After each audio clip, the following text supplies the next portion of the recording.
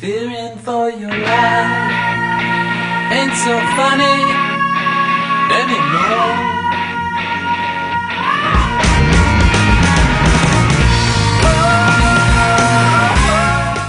Hey, how are ya? Karrie K here, back with another episode of Dirty Laundry. And today we're here with Joe Cardamone from the Icarus Line. How are you, Joe? I'm okay. It's hot out there. It is hot. Yeah. Nice to meet you. Thanks Nice for to meet being you. on. Thanks for having me. It's been a while since you released your last record, '07. Yeah. What's been going on in the meantime? I moved about 6 times. I built a studio. I tore it down. Then I built another one. I guess I learned how to push buttons on a console to kind of make records. That's what I've been doing. Training myself.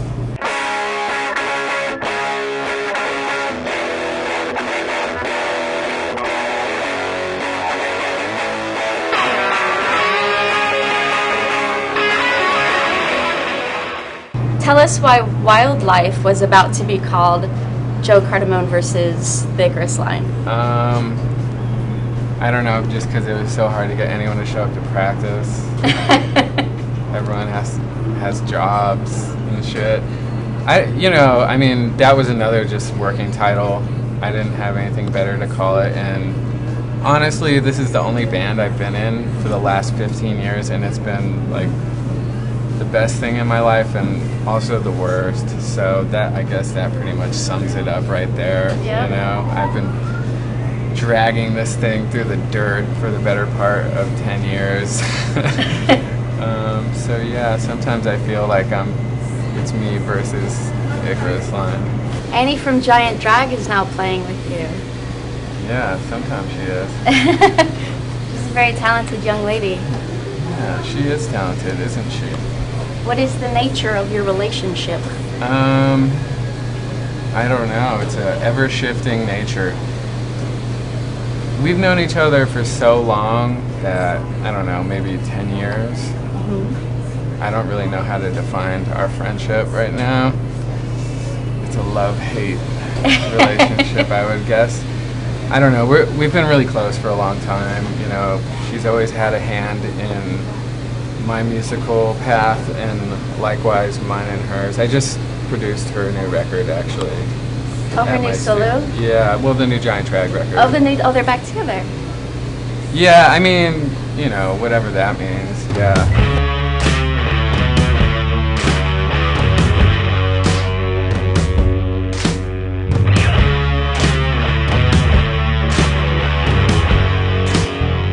It's pretty simple. I don't remember how old we were, how long ago that was, but it seems like a fucking lifetime ago. We got booked at the Hard Rock, I think it was. I don't really remember.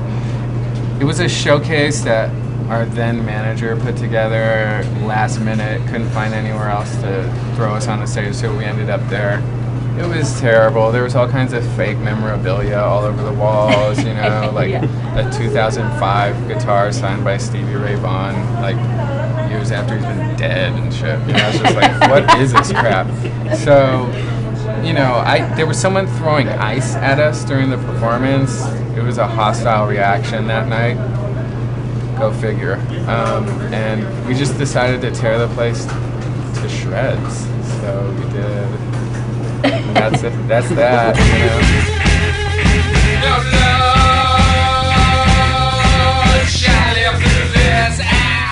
You have to like overcompensate these days and find all kinds of ridiculous methods of like bringing in cash, be it sell drugs, you know, make like drawings for your fans and sell them on eBay, you know, sewing pillows, whatever. Wow. You know, and it's just stuff that like we never got into a band, or I never got into a band to do that kind of shit. You know, I'm not really good at much else besides getting on stage and making the records. So for people like me, you know, it's usually time to, you know, hit the bricks and get a job. Yeah.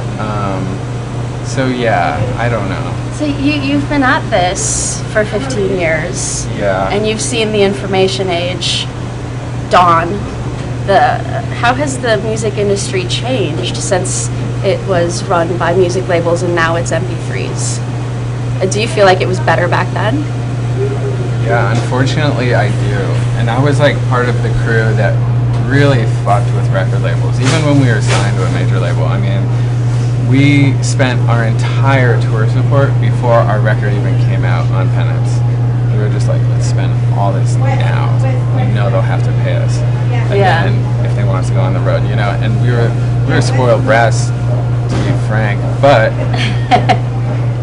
at least in those days, there was enough money going around that bands like mine or Trail of the Dead, or, you know, bands that would be considered like art rock bands or whatever, label project bands that they'd like to develop, or, you know, anyone like Iggy or, you know, whatever, they could sign those bands because there was enough money around, and they wouldn't really count on them to, you know, make a buck. It was just something to like let the label be cool. At this point, I mean, that's just not happening anymore, you know. So it was a little bit better because it was easier to, I don't know, make a living and not have to turn into everybody's best friend.